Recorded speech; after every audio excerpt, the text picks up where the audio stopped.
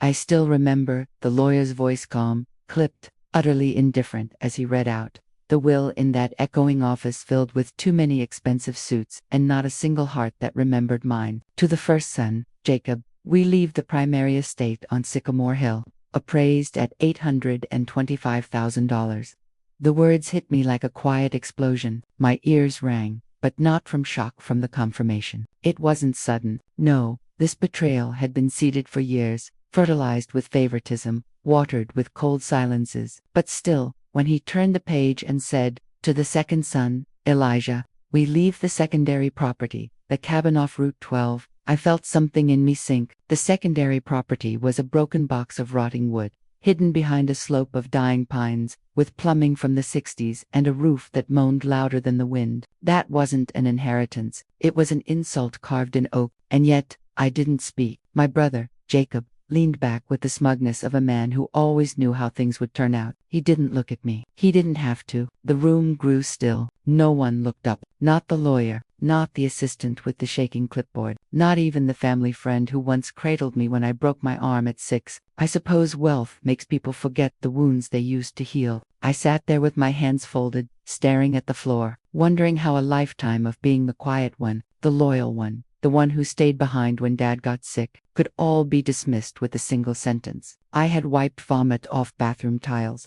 I had driven 100 miles with borrowed gas money when Mom forgot her insulin. I had taken care of them, fed them, fought with their doctors, sat beside their hospital beds for hours they never remembered. Jacob visited twice a year and somehow earned a palace. I gave them my youth, they gave me a ruin. But I didn't shout, I didn't cry, I didn't ask, why him? Because deep down, I already knew. My parents didn't love Jacob more. They admired him more. His shiny job, his expensive wife, his wine collection, and the way he always brought something to the table. A check, a connection, a compliment that sounded like an insult. Me, I brought gas station flowers. I brought silence, and silence, it turns out, doesn't leave receipts. That evening, after the will was read, Jacob offered me a ride to the airport, a cruel joke, since I lived just 40 miles away. I declined. He didn't press. We stood in the parking lot for a moment, two sons of the same blood, now divided by marble and moss. He clapped my shoulder with the pity of a man who thought he'd won. Then, he left in his sleek black car that looked like it had never known gravel. I stood under the gray sky, holding a manila envelope that smelled of dust and endings. And then, very quietly, I walked to my rusted pickup, opened the door, and sat inside for a long, long time. The cabin key felt cold in my pocket. I didn't argue. I didn't beg. I simply walked away.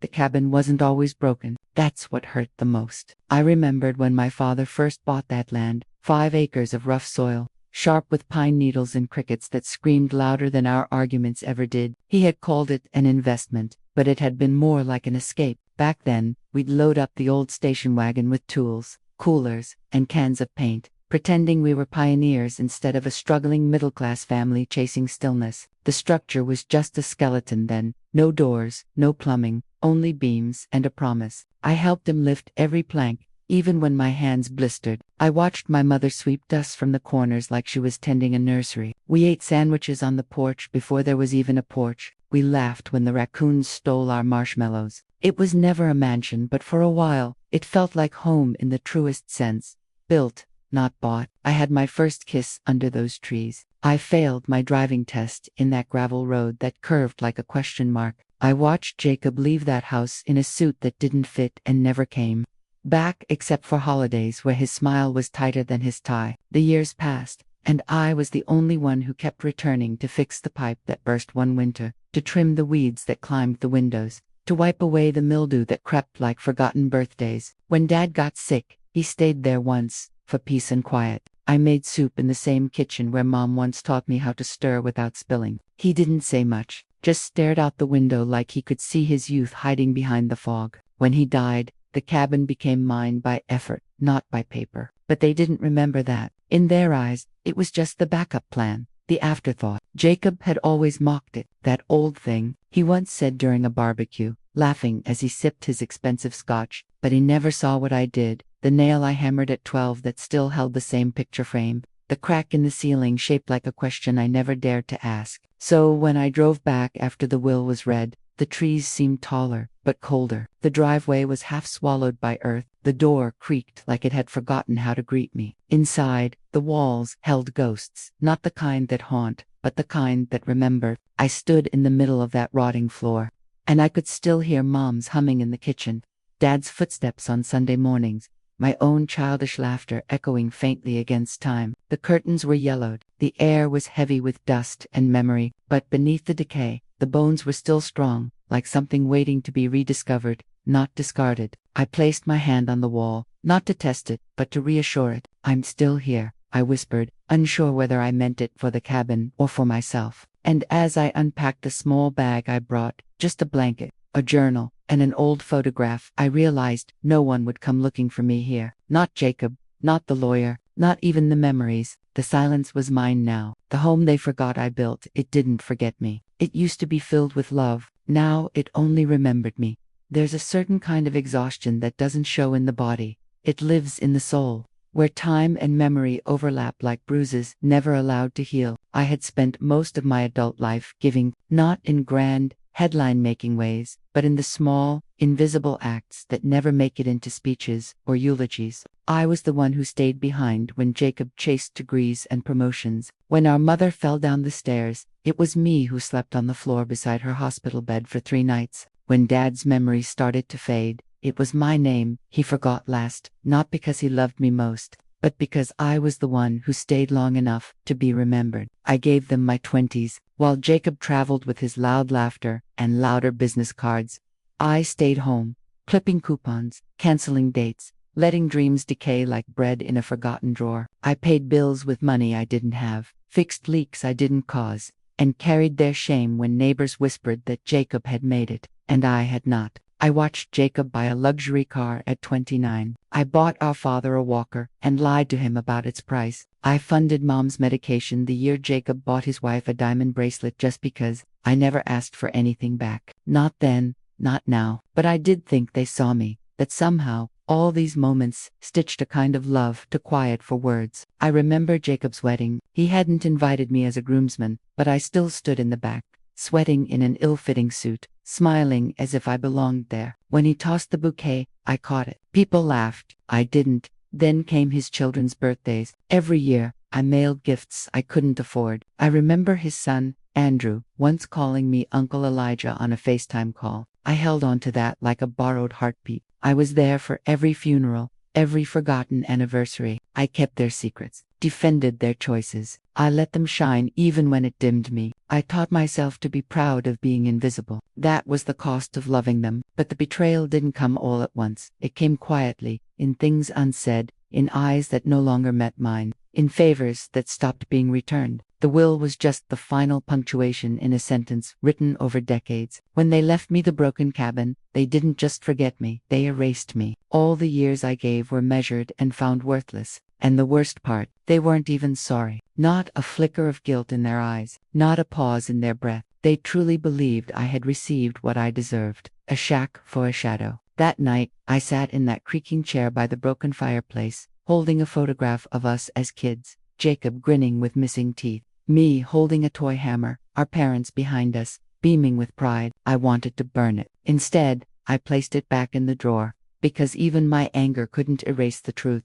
I had loved them more than they'd ever understand, and they used that love like currency. They didn't just take what was mine, they took what I built for them. It started with a letter, a yellowed envelope buried beneath years of old utility bills and expired insurance policies, tucked inside a cracked filing cabinet in the cabin's back room. I wasn't looking for anything in particular, just trying to make sense of the life they left behind. But the return address caught my eye. Sullivan and Pierce, Estate Planning Division. My hands froze. Inside, a formal letter addressed to my father. It referenced revised terms and allocation of undisclosed investment gains, the date, 2 years before his death, and the line that made my stomach turn. As per your update, primary beneficiary, Jacob R. Walker.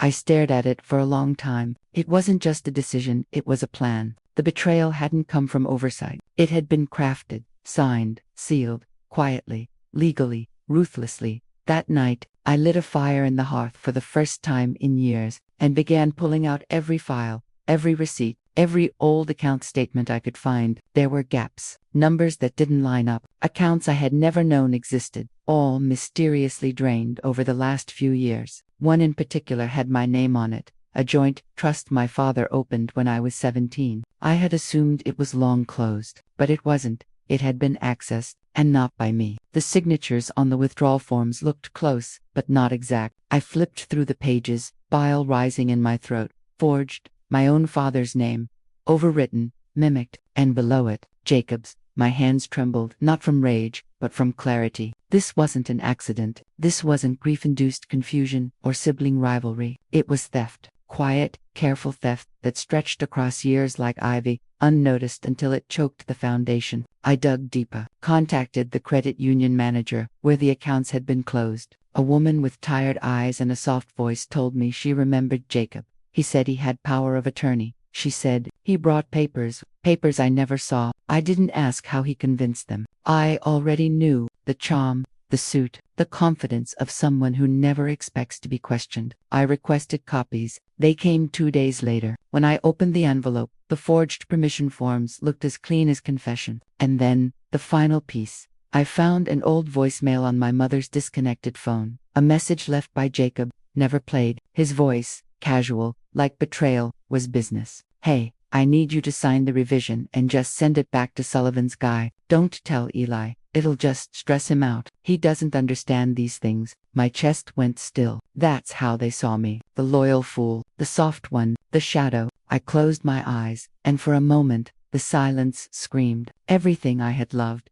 everything I had given, they saw it not as proof of character, but as proof of weakness. And they had counted on it, bet on it, built their empire on my silence. But they forgot something crucial. I may have been quiet, but I was never blind. I learned to listen by necessity, to observe because I was always on the outside. And now that truth had finally spoken in ledgers, in ink, in whispered messages and buried clauses. It didn't make me angry. It made me sharp, focused, ready. They thought I was weak. They forgot who taught them strength.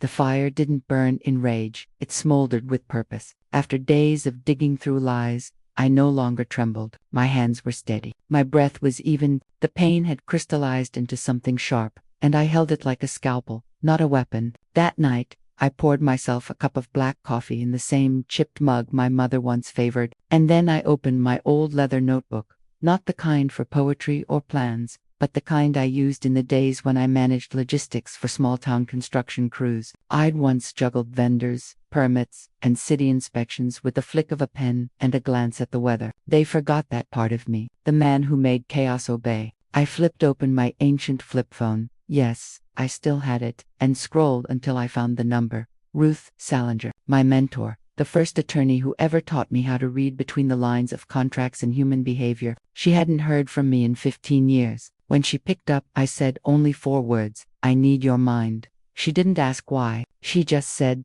come at noon, bring everything. The next morning, I drove to her small office tucked behind the post office and handed her the folder. She read in silence, flipping pages like they were landmines, occasionally muttering bastards under her breath. Then she looked up at me and said, this was a coordinated siphon, but it's not airtight. You've got leverage. Lots of it. That word, leverage, tasted like resurrection. Over the next few weeks, we built a quiet case. We didn't confront, we collected. I filed quiet affidavits. I retrieved video logs from the bank's security system. I had copies made of every forged document and stored them in 3 separate safe deposit boxes. I called the notary, who had allegedly witnessed my father's final signature, and scheduled a polite lunch. She remembered Jacob too well, his charm, his urgency, his cash. When I showed her the signature copy, she shook her head. That's not the document I stamped, she whispered. One more thread to pull, one more nail in the narrative they built. But I didn't just plan legally. I started cleaning the cabin, not to renovate, but to reclaim. I patched the roof, sanded the doorframe, rewired the bathroom light with help from an old electrician friend who owed me a favor from years ago. Each improvement wasn't about comfort. It was a ritual, a reminder that I still built, I still created, I still mattered. I wrote letters to people my parents had forgotten, old friends, neighbors, the man who used to deliver firewood every winter. I asked questions, told stories. Slowly, a different picture of my parents' last years began to form. a more honest one, not cruel, just flawed, manipulated by Jacob's easy confidence and their fear of confrontation. It didn't make what they did right, but it made the truth clearer, and clarity gave me power. There's something terrifying about a man who's been dismissed his whole life, and then wakes up. My spine straightened. My voice grew precise. I didn't need noise. I had facts. I had time. And most of all, I had patience. Revenge is loud only when done by fools. Mine would be silent. It began slowly, like hairline cracks in glass that catch the light just right when no one's looking. Jacob's empire, once polished and untouchable, began to dull. First, a supplier backed out from a major contract. Then, an investor pulled funding without warning. Whispers of financial instability started circulating through his industry. Nothing dramatic, nothing loud, just the kind of subtle corrosion that eats from within the silent mold beneath fresh paint. I watched it all from the quiet of my cabin, sipping tea by the window, as the storm gathered over someone else's sky. One of his luxury cars was quietly sold. His wife's social media went dark. Her smile, once surgically bright in every post, began to disappear from view. I heard from Ruth that the forged signatures were now under preliminary review by a firm that previously considered Jacob a golden client. His name no longer opened doors, it raised eyebrows. And the best part, he didn't even know I was behind it. To him, it must have felt like bad luck, a season of misfortune. But I knew better. The seeds of deceit don't vanish. They bloom when least expected. And now, the garden he poisoned was feeding on him. One evening, I drove to the edge of town, parked across from his office building, and watched from a distance as he stood outside, yelling into his phone. His hands were frantic. His tie was loose. He looked smaller. Not in stature, in certainty. That rattled kind of smallness that comes when a man no longer believes he's invincible. I didn't stay long. Just enough to see the sweat on his brow. Just enough to know that my silence had grown teeth. Meanwhile, I received a call from an old neighbor of ours, a woman who used to braid my mother's hair. She had heard Jacob had defaulted on a family loan, money borrowed, using our parents' names, never repaid. The community that once admired him began to step back, politely, quietly. Their invitations dried up like rainless fields. Their eyes changed, no longer dazzled, but suspicious. It wasn't just his money falling apart. It was the illusion of him. One night, as I sat by the fireplace with a glass of water and the radio humming softly, I imagined him in his mansion, lying awake beside a woman who no longer smiled, wondering how the walls began to close in. I imagined him flipping through contracts, calling lawyers, calculating numbers that refused to obey. Sleeplessness is a kind of punishment. The mind replays choices like broken records, and Jacob had a lot of tracks to repeat. In his silence, I knew he heard echoes of forged names, of whispered lies, of the brother he dismissed like dust. He wouldn't admit it. Not yet. But a man doesn't unravel all at once. He frays one thread at a time. And I didn't gloat. I didn't interfere. I simply remained where I had always been, quiet, watching, collecting the truth like rain in a dry basin. I wrote notes, kept dates, logged every crack in the mirror he used to admire himself in. They thought I had vanished, that I had taken the broken cabin and faded into memory. But they were wrong. I hadn't vanished. I had learned how to blend into the fog. They thought I disappeared. I was watching from the shadows. It was a Tuesday when I heard the knock. Not loud, not rushed, just soft enough to sound polite, and desperate enough to feel rehearsed. I didn't move at first. I stood in the kitchen, letting the old wooden clock tick 4 times. Then I opened the door slowly. Jacob stood there, thinner than before, his once tailored coat now hanging loose around his shoulders. His wife, Clarissa, stood beside him, clutching her purse like it held something more fragile than pride. I noticed the car parked behind them was no longer his usual luxury SUV, just a rented sedan with dust on the bumper. Jacob offered a weak smile. Eli, we were in the area, and thought we'd check in on you.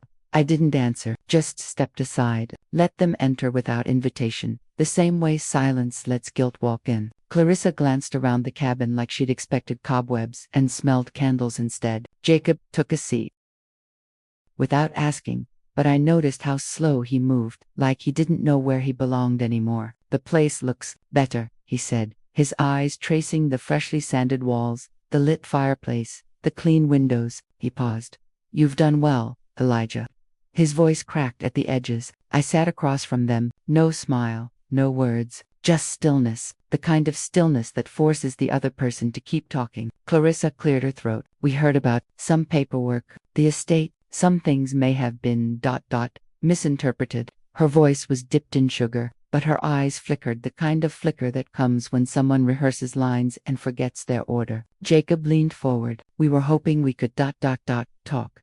Just us brothers, maybe fix whatever went wrong, maybe share things more fairly now. The word fairly clung in the air like smoke. I looked at his hands. They trembled slightly, not from cold, from fear, the kind of fear that comes when control is no longer yours. I remained still. Let them unravel. Let the silence make them sweat. We didn't mean for things to become this way, he said, finally. You know how complicated wills can be. Lawyers, paperwork, emotions running high. It was all moving so fast after Dad passed. I didn't remind him that those documents were signed 2 years before Dad died. I didn't remind him about the forged permission, the quiet theft, the voicemail. He already knew what I knew. That was enough. Clarissa's mascara shimmered like it might melt into tears if I blinked too hard. She reached into her purse and pulled out a framed picture. Your mother, she whispered. I thought you might want this. I found it in the attic.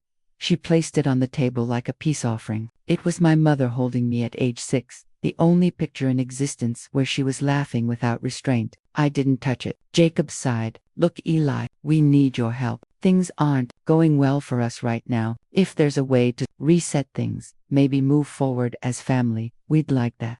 Really. The word need was the only honest thing he said. Everything else was wrapped in desperation, painted with guilt, but dripping with greed. I sat quietly. No anger, no comfort, no reaction. Just listening, not because I was curious, not because I missed them, but because I wanted to memorize the sound of their voices when stripped of arrogance, their tone when the masks fell. I didn't speak. I didn't offer tea. I just watched as they shifted, uncomfortable in a place built on the truth. I listened, not to forgive, but to remember their tone. I let the silence stretch a little longer before I moved. The fireplace crackled behind me, filling the room with a warmth that didn't reach them. Jacob shifted again, as if the cushion beneath him had turned to stone. Clarissa clasped her hands tightly, her nails digging into her own skin. I walked to the drawer beside the window, the one I had lined with velvet just for this moment, and pulled out the folder. Black, thick, sealed with a brass clip. I set it gently on the table between us. This, I said, voice steady, contains every bank withdrawal you made in my name.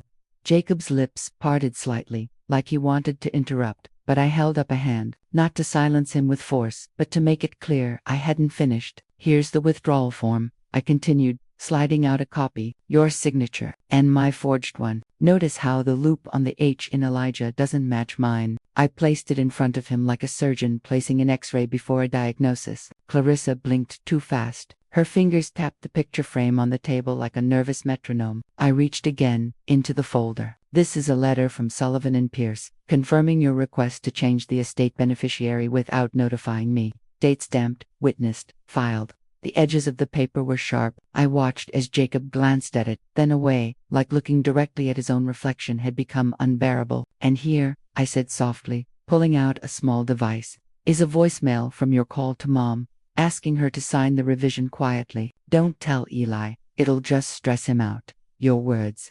I pressed play. His voice filled the room, casual, confident, and unmistakably damning. Clarissa flinched. Jacob's face paled. I turned it off halfway through. I didn't need them to hear the whole thing, just enough to wound. But I never raised my voice. I didn't accuse. I didn't threaten. I simply laid it all down like a ledger, clean, cold, and complete. You built the story, I said, where I was too soft to notice, too quiet to fight back. And for a while, I let you believe that. But while you were busy spending, I was remembering. While you forged signatures, I traced ink. While you forgot I existed, I followed the trail you left like breadcrumbs. Jacob's hands were now clenched into fists on his lap. Clarissa opened her mouth to speak, but nothing came. Her throat worked like it was swallowing stones. I stood up, slowly, calmly, walked around the table, and placed a final document in front of them, a legal notice, drafted by Ruth, outlining the potential civil charges and financial restitution they now faced. This isn't about revenge, I said, my voice soft as snow. It's about truth, and the cost of pretending lies are harmless. I took a step back and looked at them both, no longer to people I once called family, but two strangers standing in the wreckage they built with my name. "You can keep denying it," I said, "or we can talk about next steps." My hands were open, my heart was not. They had come begging for peace. I had handed them justice, and now the floor was theirs. I nodded toward the papers. "Let's discuss how you'll make things right." The next morning, I received the email. No subject line, just an attached scanned document signed and notarized. The first wire transfer came within 24 hours, half the stolen amount returned without a word of argument. The second payment was scheduled in monthly installments, the kind that carried interest not in numbers, but in shame. Ruth called me later and said they didn't even negotiate, just nodded and signed. I smiled, not because I had won, but because they had finally stopped pretending. Part of the agreement included a notarized apology, not to me, but to the institutions they had misled: the banks, the notary, the estate attorneys, each letter carefully worded, each paragraph like a public confession, whispered onto official letterheads. Clarissa had to personally send an email to my father's remaining contacts, clarifying that any previous narratives of equal inheritance had been incorrect, and that I had been the one who stayed, cared, and deserved. The words didn't sound like hers, they sounded like Ruth's, but the signature at the bottom, that belonged to a woman who finally knew she couldn't lie through consequences. I never posted those letters anywhere, never forwarded them, never bragged. Justice doesn't need an audience, just an echo. Jacob, I later learned, quietly sold 2 of his cars and liquidated a portion of his investment portfolio. Friends of his, once close, stopped calling. The dinner invitations faded. One of his former business partners pulled out of a deal, citing ethical concerns.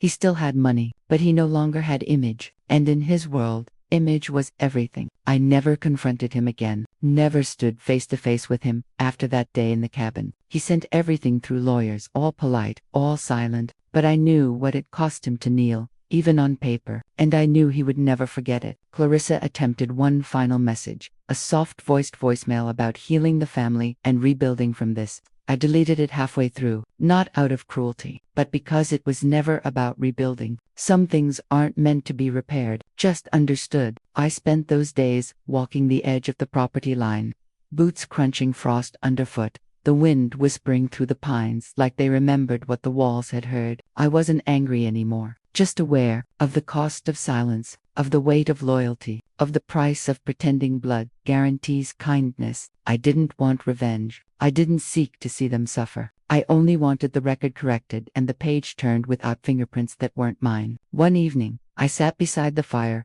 rereading the final line of the legal agreement. All claims settled in full, but it wasn't the money that mattered. It was the reversal, the acknowledgement, the stillness that follows a storm you didn't cause, but were blamed for surviving. I whispered into the empty room, just for myself, "Mercy isn't free." Then paused. Forgiveness has an invoice.